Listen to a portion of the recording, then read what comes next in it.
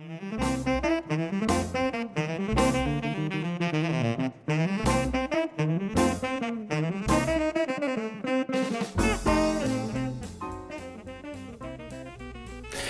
evening, hello and welcome. It's Friday, it's 8 o'clock, and that means it's time for Buster's Virtual Jazz Club. Yes, we're streaming live to infinity and beyond on the wonderful World Wide Web. And just like to say hello to a few people that have already joined us on the chat box. Hello to Peter and Paul and Steve. Good to see you guys.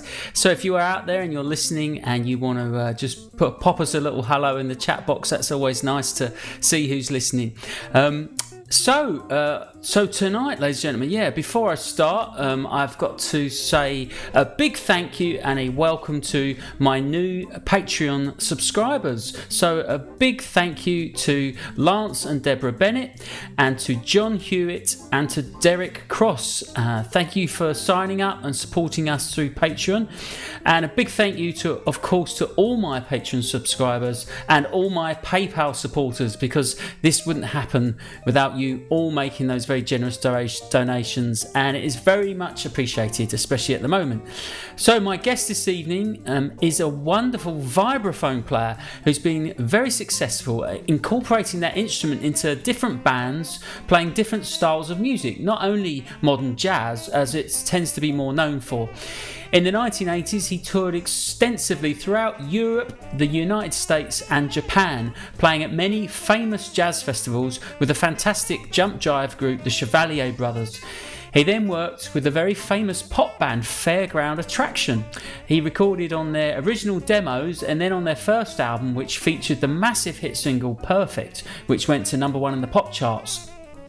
When that band split up, he signed a record deal with Acid Jazz Records, releasing 4 albums over the next 5 years, 2 of which featured Cuban Latin jazz and 2 of which were jazz funk projects under the name of Vibraphonic, which went on to be signed by Hollywood Records in LA. Following these projects, he switched to playing more acoustic jazz, and since then has produced many quartet and quintet albums with various ensembles under his leadership, featuring some very fine European musicians and British jazz musicians, which means he still travels a lot to Italy and Spain for concerts.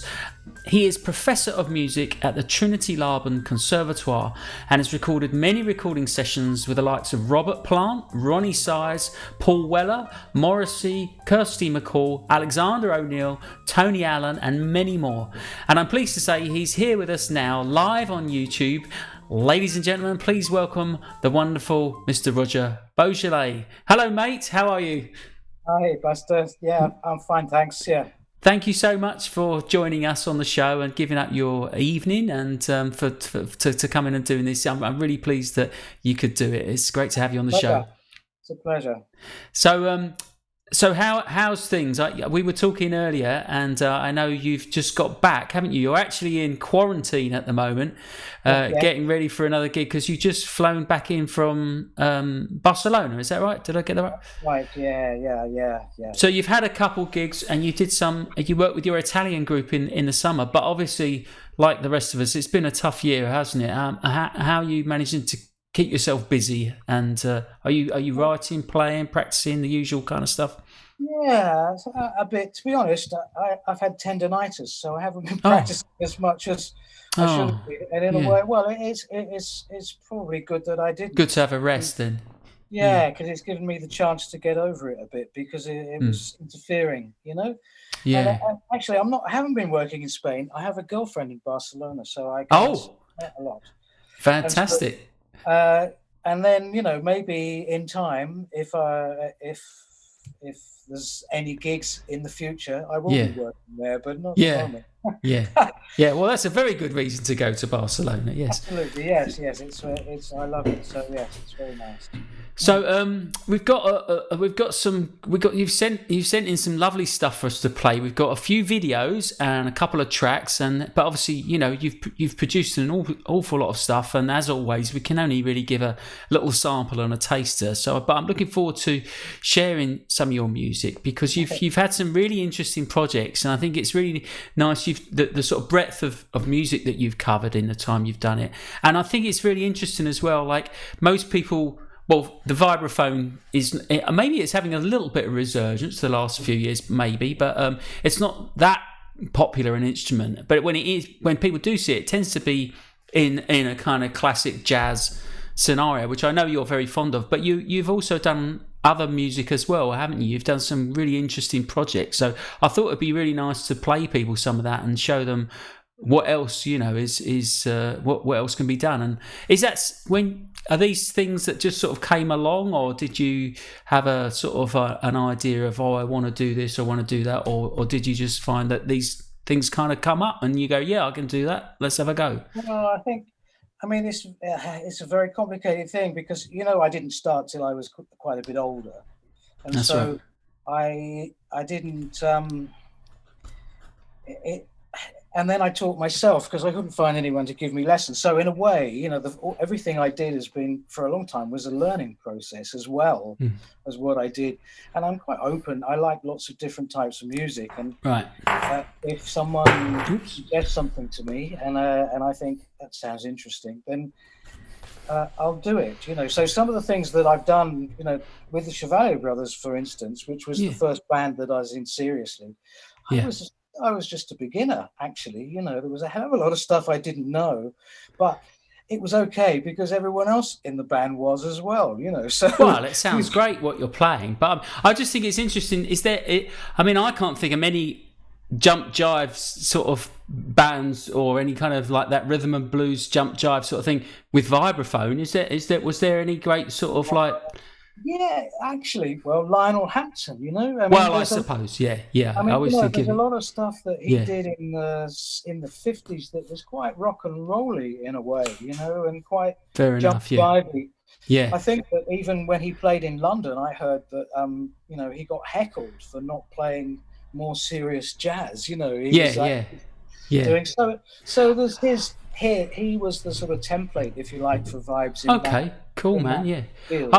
I always think of him as that really early sort of swing stuff and those great sort of early swing tunes. But you're absolutely right. Yeah, of course. There was that kind of period, wasn't there, where coming out of swing into the rhythm, with the rhythm, and all these things happened around the same time, don't they? It's not in a vacuum, any of this, is it? And people like Hampton would have been doing all sorts of things at the time, wouldn't they? Yeah. Well, and in the band, we would play some tunes. We used to play Flying Home. Flying Home, of course. Yeah. We'd play ML Special. Yeah. A few things actually. I think we used to play The King, which was, yeah. And there's all sorts of things that were from that era. Duke Ellington tunes, Count Basie. So even though like the popular side of it was Ray, of course, who was a great frontman, good sax and everything, and very much in the style. Yeah. But the core of it was also a lot of playing music from that era. We'd do Benny Goodman tune, Benny's Bugle. Yeah.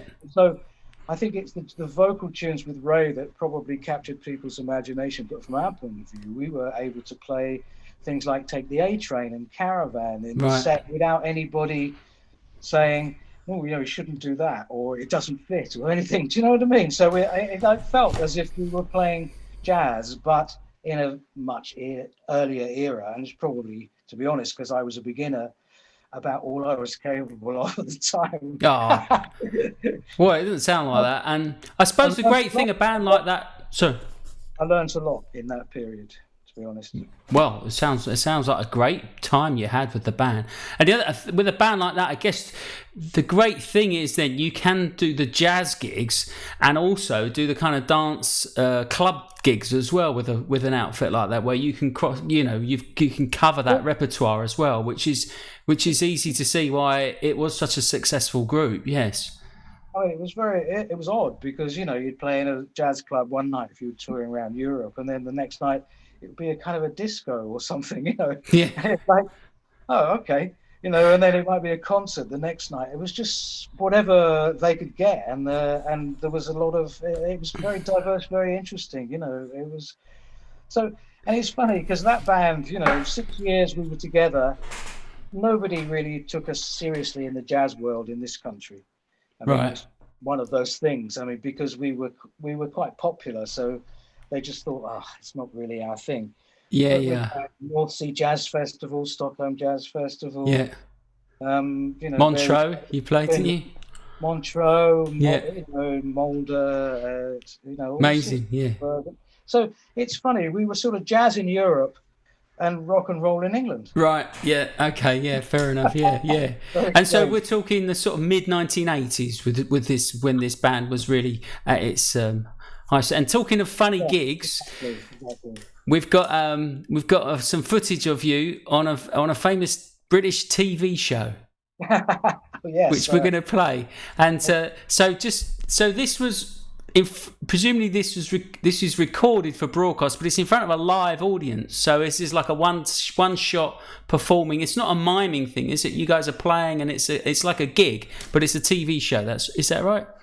That's Just right. so people, it wasn't pre-recorded. It was all. I think it went out live. Actually, it went out live. Wow. Right. Okay. Cool. Okay. So I'm going to try and sorry. Helen Shapiro was on the same program. Fantastic. Amazing. Yeah, that was great. Yeah. Wow. Yeah. Just the thought of having a live music on a TV show now. So I won't spoil the surprise for people, but I'll give them a little clue if I do this. Is that? I can't do it. That was his little thing, wasn't it? I can't do it either. and the TV show featured a dustbin, didn't it, as well? So yes, that's right, folks. So we've got some footage here. We think it's around about 1985, and this is the Chevalier Brothers live on TV with Ted Rogers and Dusty Bin. Here we go, playing "Wake Up, Baby." I know. Highlight of my career. Our fourth item of Boogie and Jive. And the number this time is called Wake Up Baby. It's a real rousing number. Welcome, please, the Chevalier Brothers.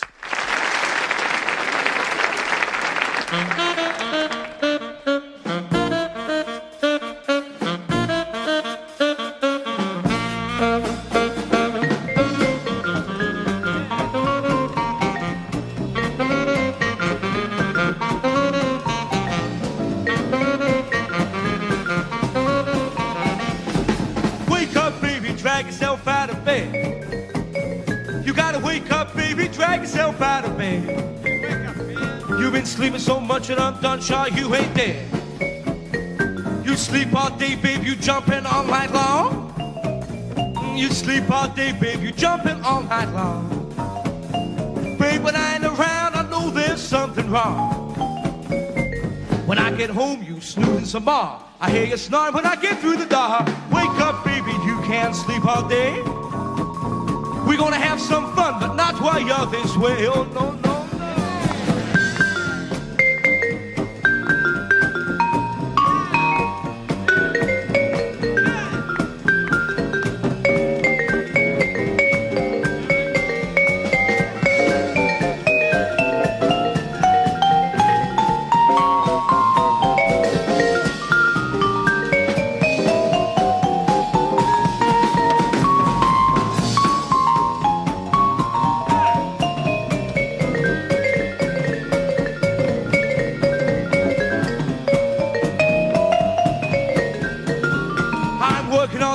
Why you sleeping through? Yes, I'm working all day, baby. Why you sleeping through? When I get home in the evening, baby, I don't see you. Now, baby, I think that you are having fun. Yes, baby, I think that you are having fun. Don't give me excuse, I don't want to hear none. Get home in the evening, I give you my pay. Spend all my money, you go out to play. Wake up, baby, you can't sleep all day.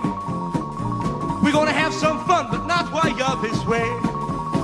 I said, hey, hey, hey, hey. I said, hey, hey, hey, hey, hey, hey, hey, hey. Yes, hey, hey, hey, hey. I said, hey, hey, hey, hey. I said, hey, hey, hey, hey, hey, hey. Hidey, hidey, hidey, hide. Hidey, hidey, hide.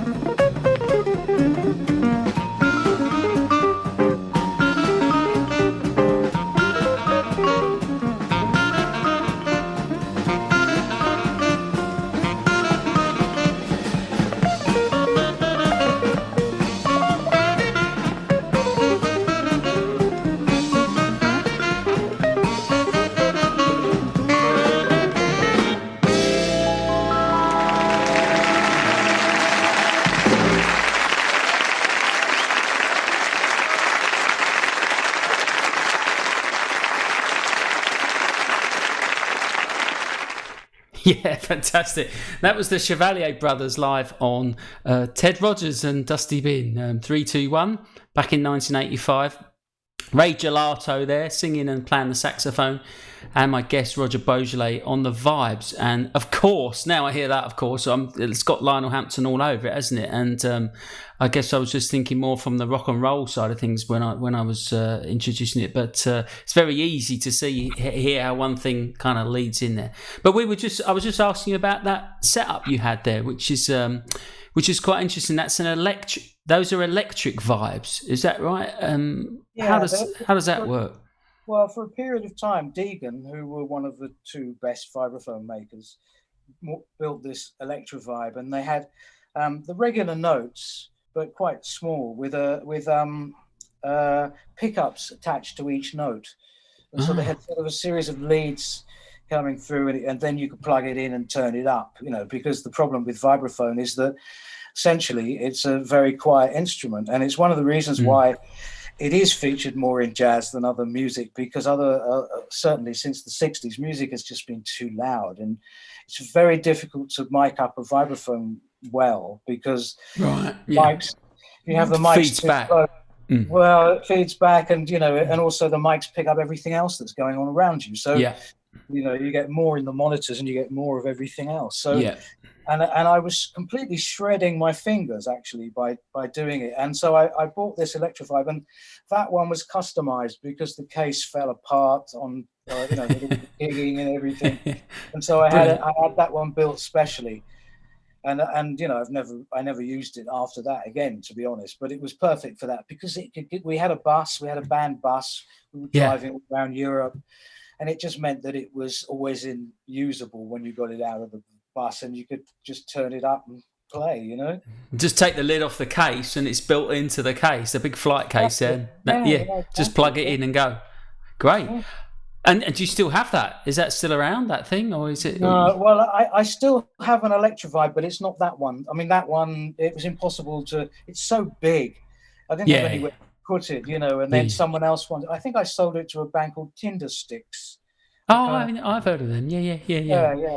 And then, but I've got another one which is in the sort of original flight case that it came in, which is a sort of fiberglass case. Well, it's not even that actually, if I'm honest, but it's much closer to that than the one that's in that video that you've just seen. And so, is it very different to play from your point of view? Other than is there, when you hit it, does it feel different, or is it just literally the kind of, or is it more what comes out, or does it feel different because of the setup of the thing? I think that because it's metal, then essentially it's just notes. It feels exactly the same as it does normally, except that they're smaller, so they're closer together, less margin for error. All right. Okay. Yeah. You can get used to that after a while if you do it a lot.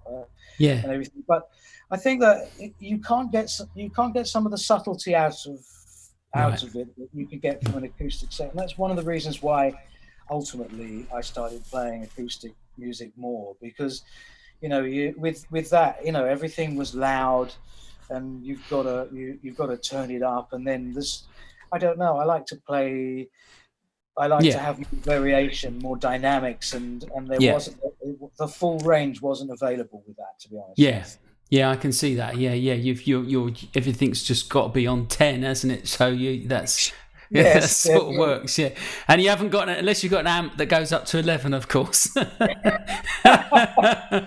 Okay, well look, we've got some other stuff to get to. So I was just going to ask about. So of course, you had a brief stint with a very big pop band after that, didn't you, for a while? And that must have been quite interesting. And then you started producing your own stuff as well with the Acid Jazz label. So if we're getting into, probably early 90s now, are we? When it was quite an exciting time. I mean, I do remember it. I was not doing much then. I was still kind of, I don't know what I was doing, but I remember that period, late 80s, there was that big resurgence of kind of jazz was cool again for a bit, wasn't it? And then when the early 90s, that was all quite exciting, and the Cuban scene kind of had a big resurgence, and so did this, what they called acid jazz, right? Which was jazz funk, and they were reissuing some old stuff, but they were creating some new music as well. And so you were one of the artists creating some new music in that new sort of sound, which it must be very exciting to be part of the vanguard of that new thing, as it's, you know, riding that wave, as it were, and being part of that movement. Were you aware of that at the time, do you think, or do you? Well, I don't know, actually. It's just another gig, or it was really funny because, you know, Fairground Attraction split up in the summer, August '89 or September or something like that, and I had some money for the first time in my life, and I spent it on some recordings. Yeah, and it was like Latin jazz, you know, and then I sent it round to a few labels, and somehow it got to this label called Acid Jazz that I'd never heard of. Right. In Bali, and they phoned me up and they'd heard this cassette and they said they were interested, and one thing led to another. I put the album out on their label, which was great, but you know, suddenly I thought I'd made a Latin jazz album, but I actually made an acid jazz album. This is the weird thing that, you know, when you listen to it, actually it's Latin jazz, but it just, the umbrella of acid jazz falls over quite a large area. The marketing machine. Exactly. And then, this is even weirder, that, you know, like, so I did that, and had a disagreement with the label because they'd promised to put one of my compositions on a compilation that they were releasing, and it was a compilation. The deal was it was a compilation, and it was going to have a track that I'd written on, right? Because that would enable me to get my money back, because I was paying for the recording of that first album, Acid Jazz. I paid for it, and so. And when they put that compilation out, they put a track out that wasn't one that I'd written from the album that we'd agreed. So you didn't get the royalties, Well, what they said, it's really funny because it just, things went off in another direction as a result of this. But they said, well, it's not the kind of dance music that we're putting on our compilations. Right. Because most of it, as you said, is kind of jazz funk and all this kind of stuff. And I said, well, okay, give me some money and I'll do a track that is like that, you know. Very good. They gave me some money. I did a track. We put it out under the name of Vibraphonic, and it did really well. And that started a whole separate band. Yeah, it wasn't something I thought, hey, I'm going to do this. It was like I only did it because they didn't do what they said they were going to. Right. Yeah. Fantastic. Like, well, you know, so it's funny. One thing leads to another, doesn't it? In this game, I mean, it's fairly common. Yeah, I suppose. Yeah. But I just want to go back a little bit because we're going to play some of that. We're going to play some tracks from both of those albums. Okay. But the Latin thing. So you finished Fairground Attraction. You just come off a big thing there. You'd had several years with the Chevalier Brothers. Now you said, right, I'm going to make my album, and you decided to do a Latin jazz, which is a kind of it's got a Cuban kind of salsa feel to it, right? Afro-Cuban, yes. Really. Afro-Cuban, yeah. Because Latin is a very broad term, isn't it? So, yes. I mean, you know, we know this, but we're just for the listeners. What made you decide to pick that style of music? Because again, I wouldn't, you know, maybe I'm missing a big clanger here as well, but like Afro-Cuban vibes, to me, it's not the obvious choice to go down, is it? But why not? You know, I mean... No. Go on, have I done it again? Well, I'm ready for the jazz funk because I know about Roy Ayers, so I'm ready for that. But go on then, Afro-Cuban, go on, who have I missed? Well, the main one is Cal Jada. Oh, of course. How could I? Yes, of course, yeah. Also, Tito Puente played really good vibes as well as Barley's. I didn't know that. The tracks that he did that are just great, actually, really, really good. I mean, you know, there's one, the classic is called Mambo Diablo, but there's a whole load of others that he featured himself playing in the 50s and 60s. So, of course, Carl Charter, though. I mean, was it Blue? What was that album with Kenny Burrell and that? Really, really famous with the quintet, wasn't it? Oh, it'll come to me. We'll play it. I'm not sure. Not Blue Bossa. It's Blue. Oh God. Anyway, it doesn't matter. It'll come to me. There's a load of Cal Jada albums from. Yeah, of course. 1955 onwards, or possibly even before. I mean, there are probably about 50. It's just like astonishing how many there are, and And so yeah, he was a very, very good player, and yeah, so in a way it was a cross between the two of them for me. It was the two of them using vibes in that context. But you know what? I didn't really ever think about what I was doing in the context of what I was doing. I just thought I'd do what I wanted to do. You just had that sound. You go, this is what I want to do. This is a project. I'm going to do this. Yeah. I like lots of percussion, and yeah, you know, throughout the 70s. I mean, you know, that before the Chevalier Brothers, and also during the Chevalier Brothers, I was listening to a lot of fusion as well as jazz, old jazz, the stuff that we were playing, and the more modern jazz as well.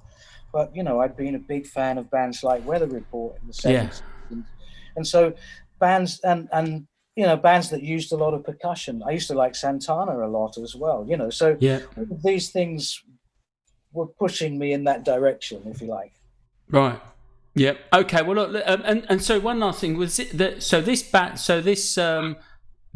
Latin jazz album, the first one you did that you got you the deal with Acid Jazz Records. These are British musicians on there, right? Is there, or are these Cuban guys, or where did you find this these guys from? And who's in the? There was a few, you know, like when you play and you just bump into people, you play with people. And there was a guy, a very good drummer that I'd met when I first started playing, called Dave Patman. Have you ever come across him? Don't know, no. Well, he decided that he didn't want to play drums anymore and started to play bongos. And, you know, he's brilliant. He's absolutely brilliant. And so I knew him quite well. And so I thought he's a good guy to get involved. And the bass player with my band, the Beaujolais band, had been the bass player in Fairground Attraction. Right. And he's actually very, very well known as a Latin bass player in London. And so the two of them, and also a couple of the other guys that they introduced to me, were very helpful in me getting that album together, I have to say, in that they worked with me on the arrangements and stuff, because even though I like that music, I didn't understand it in the way that people who just play that music all the time understand. Oh yeah, so, it's another whole world, isn't it? And so it was good. You know, they collaborated with me, and you know, and so really they should get a lot of credit for that album. Actually, even though I wrote most of the tunes, with the arrangements, they wouldn't be nearly as so good, and we wouldn't have played them so well if the other guys hadn't been involved.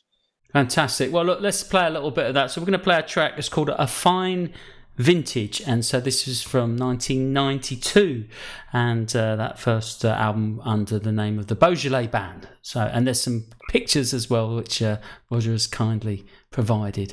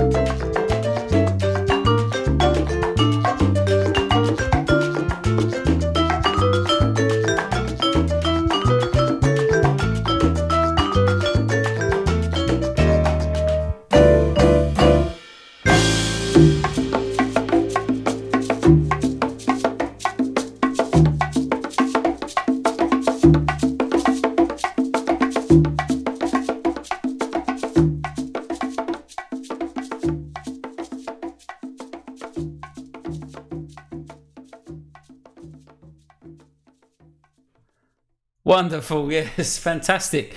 And that was the Beaujolais Band, and that tune was A Fine Vintage, written by my guest Roger Beaujolais. Wonderful, Roger. I mean, great, Yeah, great playing, great music, great goose. I mean, really, like we were just saying off air there. You know, there's something about that style of playing and that being in that groove. And I've had some experience myself of working with these sort of musicians, and the way they knit together to make the groove is the combination of all the parts, and everybody has to really fit together. But it's you have to play in a particular way. It takes a little while to it did for me to get comfortable with that. So and me, yeah. I mean, it's they're they're quite strict, actually, the way that they play, and there's no, I had to adapt, and I learned a lot. It did my time an awful lot of good, understanding where it is, because they stress, as you mentioned earlier, as they stress beat 4 a lot. Yeah. So a lot of other music you're on, where the 1 is because it's stressed, and then with that, if it's stressed on the 4 and you've got to kind of concentrate a little bit more, but I mean, it becomes natural after a while. But that's the thing, isn't it? Yeah, it takes time, and also, like all music, you've got to listen to that stuff a lot, haven't you? It's no good just turning up and playing it and counting 1, 2, 3, 4. It's however much you practice, you've got to listen to it a lot, and you've got to really it takes time. It takes a while, but I mean, it sounds fantastic, and obviously very fine musicians on there. We did work out that album we were talking about, which is the Carl Chader album, which is Soul Source, folks. So if you want to check that out, that's a very fine album. Kenny Burrell, and of course he recorded many more. So let's talk about the jazz funk side of things now. So as you alluded to, you mentioned earlier. As a result of not getting a track on the compilation, you wrote this album, and then that turned into 2 whole albums in this very different style as well. And when we're talking sort of early 90s, aren't we, with the vibraphonic? This was 1990, actually, the very first track. Right. So we put a track on a compilation in 1990, and then it went well, so they asked me to put another track on another compilation in 1990. Right. So I actually had 2 vibraphonic tracks out in 1990, and then the first one got licensed in America. Lovely. It was released as a single over there, and also on another compilation, and so that kind of got a little bit of interest in America, totally independently. And then because those tracks did quite well, Acid Jazz agreed that I should do an album. So then I did the album after that. So initially, each time I did the tracks, I thought they may be the only tracks I ever do. One-offs, I didn't think, this is leading to this. It was like one thing, you do one and it goes all right, and then there's an opportunity to do another one, and then there's an opportunity to do an album, and you think, okay, great, fine, I'll write some tunes, and I really enjoyed it because, my route to jazz, because I didn't grow up listening to jazz, I didn't really get it. I didn't hear it. It wasn't in my family. There was no music really. So I kind of listened to the pop music of the day, and then the rock music of the day, and then I began to get into jazz funk and jazz rock and all this kind of stuff. And so what I did with vibraphonic was very much influenced by what I'd been listening to in the mid-70s, along with where we've caught people like Grover Washington, the Crusaders, Tom Scott, Lonnie Liston Smith, Herbie Hancock, of course. Roy Ayers in there, was he someone that was an influence on you, or was that someone Roy Ayers, was that someone you were kind of aware of at then, or was this someone that came along a bit later and you got more into the funk thing? Or? Well, it's funny because when I was working in record shops before I became a musician, and so I was aware of Roy Ayers' albums, and I never really got them, and I wasn't playing vibes at the time, so he wasn't an influence on me playing. I see. I mean, the main influence for me of wanting to play was hearing records by Bobby Hutcherson. Right. And so I didn't hear, and I was listening to more fusion than funk. So I was listening to more of Mike Mainieri on vibes. Yep. Steps ahead. Yes. And it wasn't like, and so in a way, people always think that I did vibraphonic because I listened to an enormous amount of Roy Ayers, but that actually isn't the case. I just the funky grooves because it was in the other music that I'd been listening to at that point. And then, and I happened to play vibraphone, so it was vibraphone on the top of it. That's it, really. Fair enough. And again, so where were the connections that you got with these musicians? Was this just another whole scene that you found yourself in, or is this usual case? Because music, I mean, it's all a fairly small scene in music, isn't it? Was it somebody knew somebody and recommended somebody, and how things tend to? I mean, a lot of things that happened with me. I mean, after the Chevalier Brothers and then doing Fairground Attraction, after that, I was always in about sort of 10 bands simultaneously. Yeah.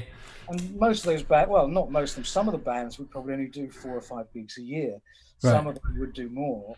And so, because I was in, because the thing is, at that point, if someone wanted vibes, there wasn't really anybody else, I mean, there was Orphy Robinson, but he was on another level because he was managed by Sirius and doing stuff on a different level to me. I was just on the gigging scene out there doing it. So if someone wanted vibes in any style of music, I would get a call. Fantastic. So I was involved. You wouldn't believe in. So a lot of the people that I met were people that, with vibraphonic, for instance, I think that around about 1990, when I did a gig with the Beaujolais band on the same bill as Microgroove, which was Ashley Slater. Yeah. We had Tony Remy on guitar, and I met Tony. I met him before in playing in Palookaville, someplace. He used to come down and hang out. But we got on, and he asked me to play in his band, which was a kind of fusion band. Right. And so when I got vibraphonic, started doing vibraphonic tracks, Tony was the obvious person to use because he's great at that kind of music, groove music. He's incredible. And so, and he's a great soloist as well. And he's a nice guy, so I was in his band, he was in mine. Yeah. An obvious choice then. Yeah. And then, and then I got the drummer that I'd met through being in his band, Pete Lewinson. Oh, right. I know that. Yeah. I know the name. It's not somebody I've met. And also Nick Cohen, the bass player, who also in Tony's band. So these people I met mainly through Tony, actually. And so then, with getting to know those people, I'd meet others, in that world. And so suddenly that was, a whole bunch of people that I was hanging out with, really. And I think, maybe worth mentioning for some people that listening might not appreciate that. Like nowadays, when they make this, they don't make exactly this music, but there's a lot of loops now, and things tends to be made on record. But for me, what I love about jazz funk is that you get that repetition of funk, and you get the loops of the. And I'm talking just from the groove and the drummer perspective here, but it's live, it's real drums, and it's real instruments, and it's real musicians. And for me, there's a life to it, and it breathes, and it really grooves. It really grooves, and you don't have that. That's exactly how I feel. It doesn't have that quantized thing now. That all electronic. Like nowadays, if they made a record like this, it would just be all loops on a computer, wouldn't it? And I'm sure they do a lot of that, and but it's not the same. It doesn't have that same thing. This is definitely something different, and for me, it's that live, real, like the drum, like the band of play from the beginning to the end of the take. And I guess actually, early 90s, there wasn't a lot of digital recording then either. It was all to tape, presumably, was it? Or was it starting to come in a bit? No, it all went down to tape. Yeah. 24 track. Yeah. Yeah. I mean, we did some things that it might have been better to have done another way at the time. But the budgets, there's always budgets that you have to put within, and you can't always do what you want to do. But you're right. I mean, when I listen to all the stuff from the 70s, drummers particularly, my favorite in the 70s was Harvey Mason. Oh, yeah, yeah. And he's not actually doing the same bar over and over again. He's actually doing an awful lot of other stuff, but it grooves. It really grooves, yeah. Yeah, and that's the important thing. And it's got life to it because, that when you're playing live, it's great because for me anyway, I love the interaction. Somebody does something, it means somebody does something else that they wouldn't have done if the first person hadn't have done that. And I think that you can get that in funk in those days, which you don't quite get so much now because you're hearing the same thing all the time, you know. Yeah, exactly. Yeah, it kills it for me. I personally, I mean, it's just me, but but it stands out a mile. And in the moment you put on something like this, you hear the real drums, the real beat. So we're going to play this track from Vibraphonic. I'm going to give a shout out to my good friend Tony Mills on the track there, and who runs a very fine jazz funk station, globalfunk.net. So do check them out if you're interested in this sort of music. I'm sure they've played some of your tracks, Roger, and this is my chum I was telling you about earlier. I know who they are. Yeah, I think so. Yeah. Yeah, you said you heard of them, and I was telling you about some of our exploits in our early DJing days. But enough of that. So we're going to play this track now. This is from Vibraphonic 2. This is from the second album, because there are 2 albums, aren't there, on this of the Vibraphonic, and this one is called Down Home. It's from 1995. Here we go, and this is Roger's Vibraphonic project. Here we go.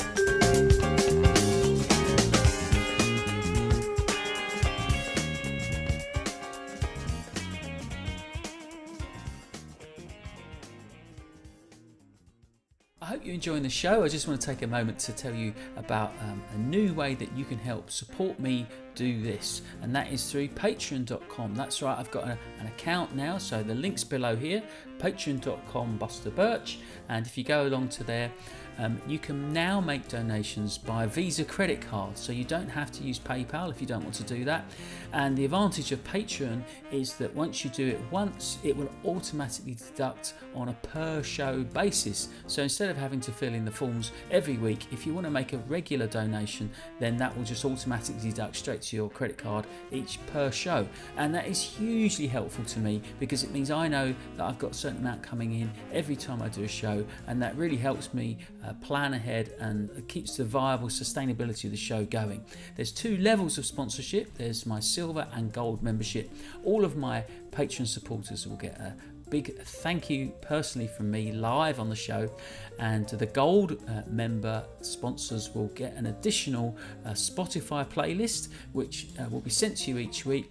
It's something that I'm putting together. It's personally curated by me and will feature lots more albums by the guest artists each week. So it's a great opportunity to get to know this music much better. If you're really enjoying the show and you like the little tasters that you're hearing, that's a great way to get to know this music even more and enjoy in full comfort the full sound of the full albums. Thanks very much. Back to the show. Yes, that's right. I'm here. We're live on YouTube with my guest, the fantastic Roger Beaujolais. And I'm just going to shout out a few hellos here. We've got some people in the chat box, in the chat room there. So welcome to Laurie Benwell and Brian Simpson, and to Peter and David Ellingham saying hello from Cambridge, and everyone at the Cambridge Jazz Co-op who we've both been along and been involved with, haven't we, Roger? They run a nice little group there and they do a Saturday morning jazz workshops. So and Brian Simpson is from California. Oh, Brian's so we're reaching California right now, ladies and gentlemen. Wonderful, isn't it? I still find this amazing. This sort of ability to communicate around the world like this. It's very exciting. We should have billions of people listening. One day, Roger, give us a chance, mate. It's only show number 9. So we've come. You've by this point you've been involved with a lot of different things. You've worked in lots of different types of music. You've explored lots of different styles of music, and you've had some great success with these different projects that you've been involved with. And then of course at some point you found that you kind of came around to back to playing what you would call acoustic vibes with acoustic music and more kind of straight ahead or contemporary jazz in that more sort of quartet quintet format. And I'm just curious as to what brought you around to it. Did you feel that was a natural evolution, or were there other factors where you felt like you'd explored those other projects to the point where as much as you could have? Or is it just and something else just came up and one thing led to another? Well, I did more vibraphonic albums after the 2 on acid jazz. I did 2 for Hollywood Records in LA that were only released in North America, and then I did another one under my own steam. But by that point, it had sort of run its course, I think. Right. It felt to me like there wasn't a great deal of interest in it, actually. Is what it boiled down to. And I couldn't get many gigs. I couldn't get great money for the gigs I was getting, and so I thought, okay, that's that. And I was beginning to feel that frustrated, like I was saying earlier, at having to play electric music and electric vibes, which are loud, and then not being able to use the subtlety of the instrument. And so I decided that I wanted to do an acoustic album, which I did. And I didn't know at that time whether it would be just one album that I did, because I had no idea. I just thought, I'll do that, and I did that. I got some nice reviews, and a few doors opened that hadn't been opened before in terms of doing gigs.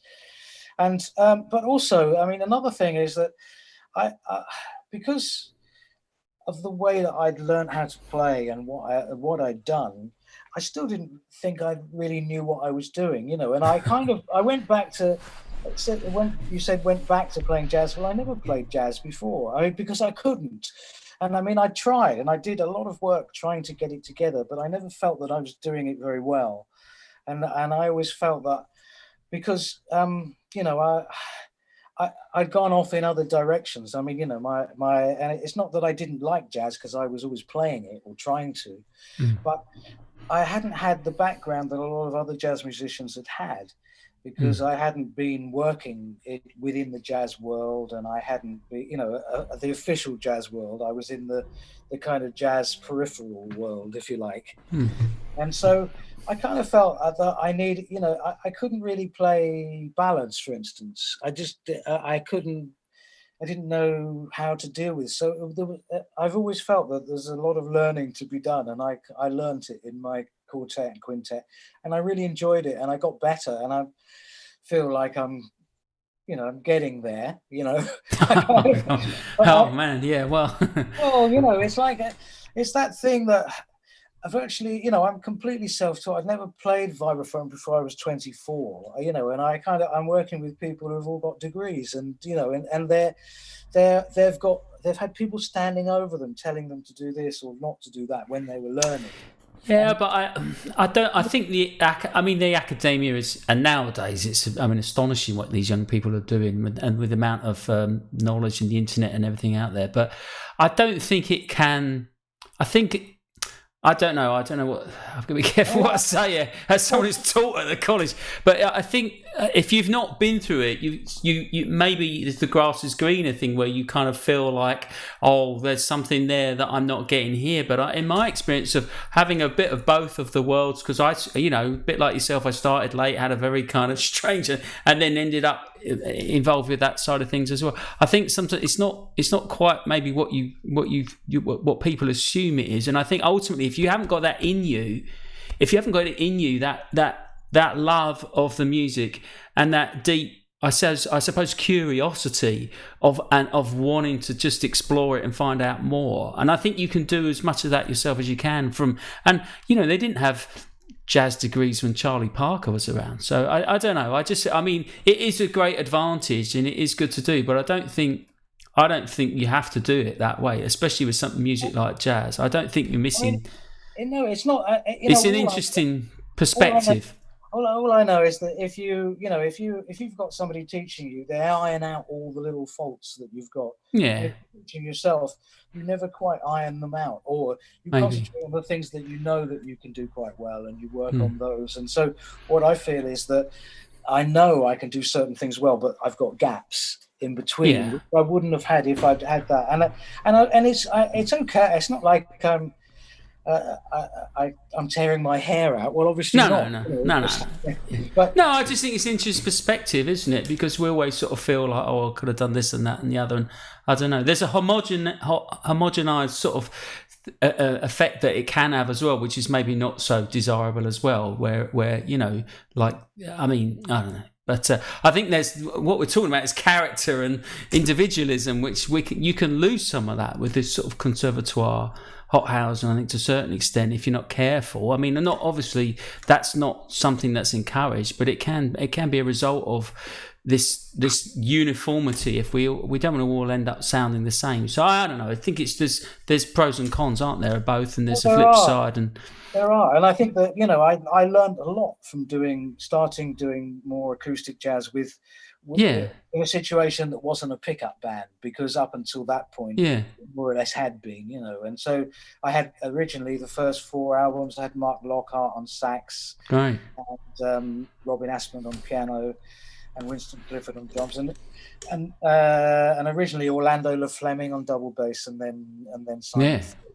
And they're all players who are much more experienced than me in the jazz world, and I learned something from all of them about, you know, by listening and doing these things. And so it was, for me, it was great. I really felt that I had a lot to learn, but I felt that I was learning it. You know, I was in the right place to learn it, you know. And I think that, so I feel it's all good, you know, and I'm proud of all the albums that I've done, and, you know, pleased about tunes that I've written, most of them, and so it's all okay. But it's been more of a sort of things just sort of organically happening, and then one thing leading to another, rather than me starting with a master plan, thinking I want to go from here and I want to be there, and taking all these steps which help me. I think it's becoming quite a recurring theme amongst all my guests on the show. We end up with this kind of there's an evolutionary process that we kind of find ourselves going through, and projects sometimes come as a result of one thing leads to another, and you end up maybe doing something you didn't. I don't think there is I'm not sure anyone has a grand master plan, do they? I don't think you can, especially in jazz. It's not really feasible, is it, to sort of to work in that way? It's very understandable. But I think that I guess I'm clumsily trying to say that I think there's as much to be gained from like having a breadth of experience that you can then bring to your music as an artist. I think that's very valuable, and I think perhaps people that have gone through that very kind of narrow route, they may be missing something along that way as well. As well. I mean, a lot of people, they've been through the process of being taught, and they know how to teach because they know the process. So it's easier for them to get teaching work.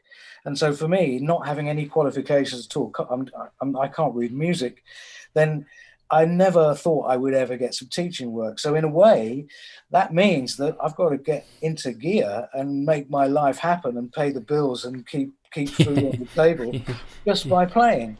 So therefore, I've got to focus, which is 100% on, or it was anyway, on playing and doing as much as I could so without having to do the thing that most other people will have done because it's an option. And for me, it wasn't an option because I didn't have the qualifications. Plus, I didn't. There weren't any budding vibraphone players to teach. Or hardly any. I mean, there are more now than there've ever been.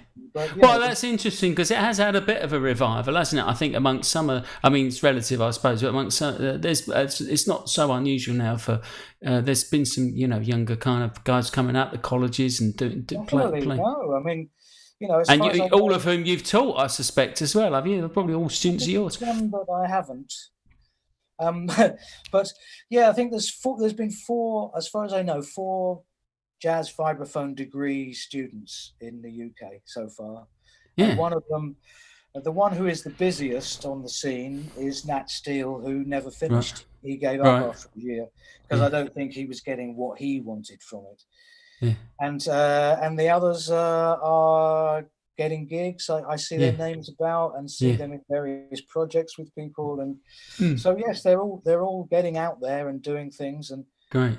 In fact, somebody sent me a video today of another young vibraphone player who in Leeds, right, a gig in Leeds, who just done is doing the course at the college in Leeds. Fantastic. Well, so, good. Yeah, it's good to see. More everywhere.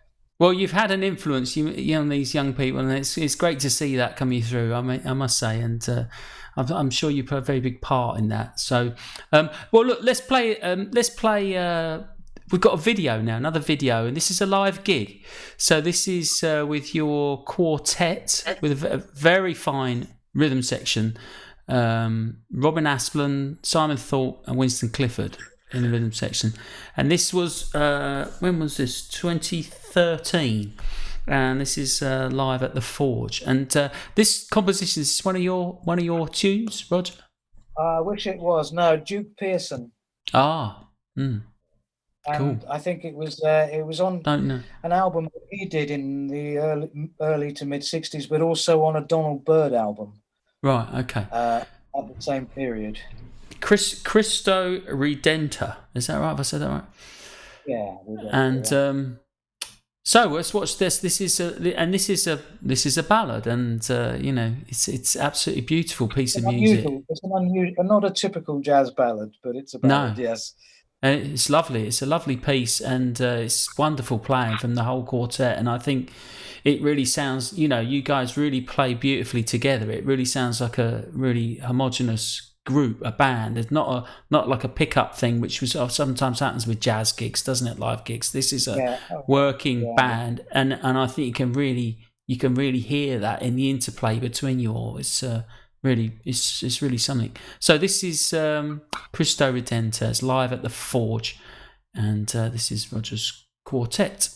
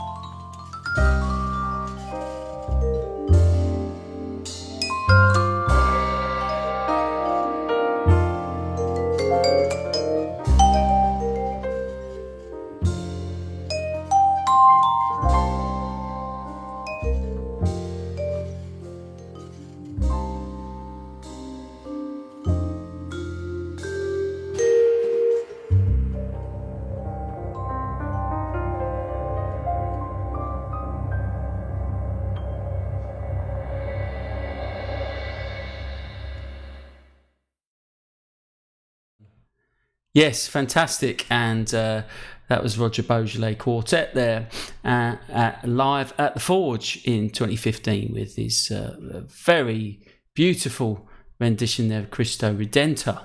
As I was saying before, that the group you just play together really, really beautifully. I think these are guys you've worked with a lot. Then, presumably over time, you can't just turn up and do that, can you? No, well, the first album was 1999. Yeah. Let me just read. I'm going to read. 14 years later, we've been together for over 20 years now, and the only change has been, well, Mark Lockhart isn't doing it anymore, and so it's only a quartet, not a quintet, and Orlando Le Fleming moved to New York, so we've had Simon in ever since. Simon's wonderful, isn't he? He's a lovely bass player, lovely chap, and he is, yes, there's a lot of respect between everybody in it, so there's a lot of enjoyment I get anyway, and I think they do as well. I mean, so it's nice, and they're very, I've written quite a few tunes for it, and they've worked, they understand what I'm trying to get at, and they can do it. They can do lots of things. I mean, Robin, he's something else, isn't he? And on that particular tune is deceptively simple, or it's very simple. And it's dangerous sometimes to do things like that, because it could be too sort of schmaltzy or whatever. But with Robin, it never is. He's brilliant, isn't he? He's really great player. Yeah. I mean, just does a lot of things, and just always very class, isn't he? Always very class, great taste, I think, as a accompanist as well. And so, just out of interest, if you're writing for that band, are you thinking about the musicians when you write, or do you write a piece and then get them to play it, or do you have them in mind when you write? Because I think that can be an interesting influence on the music, can't it? If you're composing for a group, do you find that affects how you write? Yes, I do. Yes, it's always with bearing in mind who's going to be playing it, and and all this kind of stuff. I mean, there's a few occasions where I thought, I've written something and I thought probably not going to work with them, but actually it has when I've done it. But most of the time, I know it's going to work. And the same with when I did a trio album with my Italian band, which came out beginning of last year, I think, and I wrote most of the tunes for that, and I did it specifically with bearing in mind it was just a trio. I was the only harmony instrument, right? The way that they play and everything. So no, definitely. I guess that's one of the luxuries of having your own group, that you can do that if you write and you've got your own group, you can write for that lineup and for those musicians as such, in a way. And I guess that's something that is naturally going to affect how the music kind of plays out, and that you have in mind as a composer when you're working with that, as opposed to writing tunes and then working with kind of pickup bands. Yeah, it's interesting, isn't it? I mean, I always find, for me, the great sort of mystery, if you like, is like one of the things I'm always trying to get to is like, what are you thinking about, when you do it, or certain projects, or like, I think for music students when they study music, well, for a big part of it, it's about learning to play the blooming instrument, right? And then when you get into jazz, it's like dealing with all the theory and the harmony and all that kind of stuff. But really, music is about expressing emotions and feelings and things like this, isn't it? And the connections you have. And I think with jazz, that can affect the music deeper, like that personal connection that we have with people. So you form these long-term relationships, can't you? And that can affect the outcome of the music. It's not like writing a pop song or something and then you don't even know who's going to play it, or a show where you got different people coming in every night and it's all the same. It's a very different sort of approach, I think. And I'm always interested, like, what are people thinking of when they play, and how that affects the musical outcome, and the interaction between the musicians as well, of course, is a big part of it, isn't it? I just think about keeping my ears open, really. It's all it is, and sometimes it's terrible because I get influenced by what's going on around me, and and I make mistakes. I'm too busy thinking about what's going on around me to think about what I'm doing. But I am very involved in it, in that whole, being. That's why I love to play jazz. In that there isn't anything quite like it in that respect, in terms of the listening of everyone and the way people adapt to what's going on. And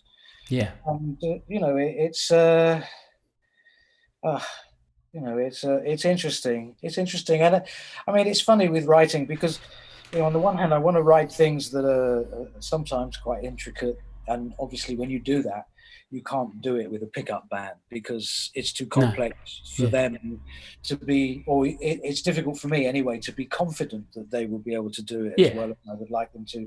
And if they start doing things wrong, I'm influenced by that, and I start making mistakes. So, so I write things like that, but I also try and write things that I could just, that are on one page that I could just give to people as if it's like straight out of a real book.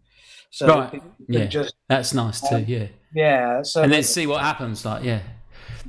Because if you open up the real book and you see just friends, and it tells you what the melody and the chords are, you just give it to a bunch of jazz musicians, they all play it, and there's no problem with it at all, and they all bring something to it, and it's interesting, and that's a nice thing as well, because the thing about being a band leader is that you also get offered gigs to front local rhythm section gigs around the country, because people want to play and they haven't always got the money to be able to afford a band, and so I go off and do things like that.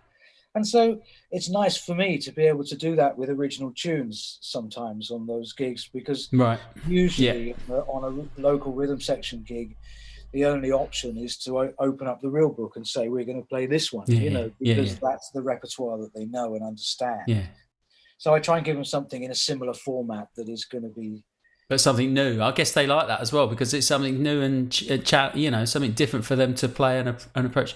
Well, we've worked together in those situations, haven't we? And it is different, isn't it? I mean, it's not better way, it's just different, because the role, the requirements are different, and the expectations are different. But like you say, you wouldn't do the certain repertoire you would do in that scenario but having your own group that you can write for, and then you can even perhaps, God forbid, have a rehearsal, so you could steady on. Well, we are getting controversial tonight. Crikey, I'll be cut off at this rate. They'll be pulling the plug on my show.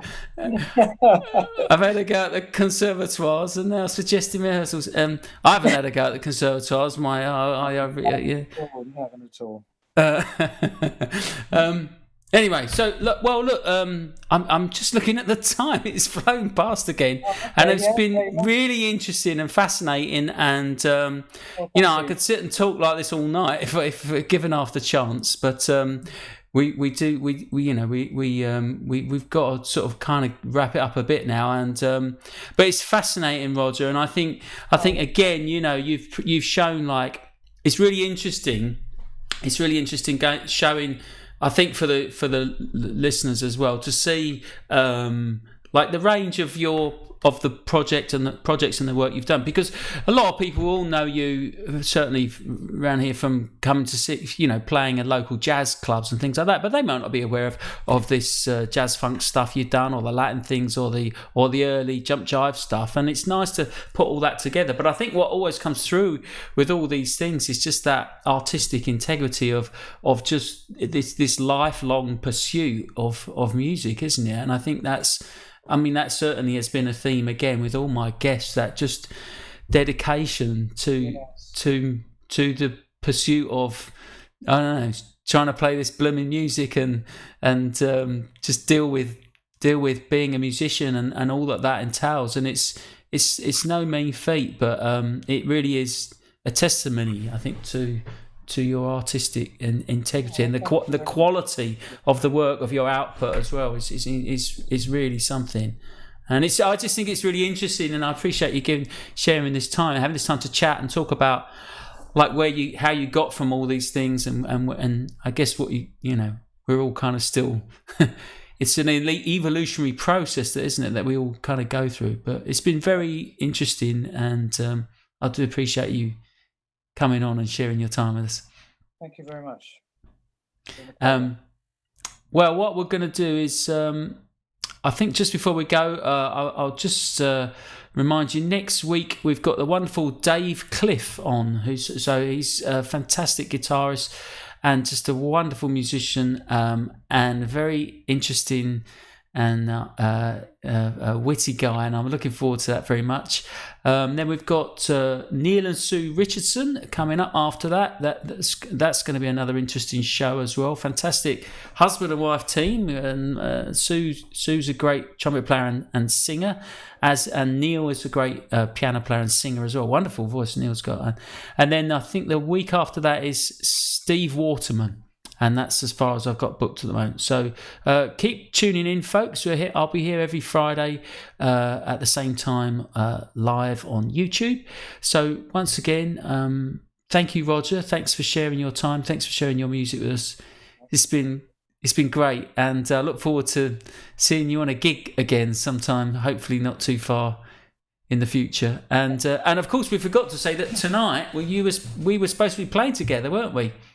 Because we would have been doing it. We would have been doing it now as we speak, playing in the club. So so this has been nice, so that we could have this time and do this instead and play some of your music. So we're gonna finish up now. I'm gonna wrap up, and this is we've got another bit of footage, a bit of live action cam from the audience of a gig at the I've forgotten that. Is it the Rose Theatre? It's in Guildford. Yeah. In Guildford, isn't it? Kingston, of course. I've upset Kingston now. Oh. No, I know the theatre. I've played there. It's in the foyer, isn't it? And is it David that used to run it when we did it? And this is a trio gig, and it's got Simon Thorpe on the bass again, and a wonderful Jim Mullen on guitar, who's always great, isn't he? And how do you find working in that lineup without the drums? Is that something? Is it just different? Bass vibes. Is this personal, Buster? Yeah, I'm trying to get myself a gig here. Can you tell? No. I mean, it's fun. It's a lot of fun, actually. It's a lot of fun. I think that, again, I've found a repertoire that sort of works with that format, really. And I'm very happy with it. And I love playing with Jim. Simon's very solid behind and everything, and he's very easy to play with. So it feels very natural, actually. Right. And do you find you play differently when you're playing in that set, or is it just it's all? I guess with the bass and guitar, it's kind of covered harmonically. You've got the guitar covering behind your solos, haven't you? Or is it exactly? Which is what I like to have harmony behind. But I mean, the difference is that when Jim's soloing, I'm playing harmony behind him. Whereas in my quartet, I generally don't play harmony because the piano solo. Yeah, it's so nice with what Robin does. I'd rather listen to him than play myself. So right. So it's kind of nice. I like that, to be able to accompany as well as that's a good point, because that's another whole role, a whole different way of playing the vibes, isn't it, as well as an accompanist, providing the harmony, like comping bass essentially. Many gigs stepping for piano players and guitarists, yes over the years. Yeah, we tend to think of the solo, but you don't tend to think of the comping so much on the vibes. And again, that's another whole art form, isn't it, in itself? With the four mallets. Steep learning curve for me. Boy, it sounds great what you do. Yeah, I like it anyway. Well, I think so. We'll play out with this, folks, and so once again, thanks very much. We'll see you next week, and this is my guest Roger Beaujolais and the trio at the Rose Theatre, and the track is Full House, which is Wes Montgomery, isn't it? Yeah, Wes Montgomery. Fantastic, Full House. Mm-hmm. Thank you. Thank you. 1, 2, 3, 1.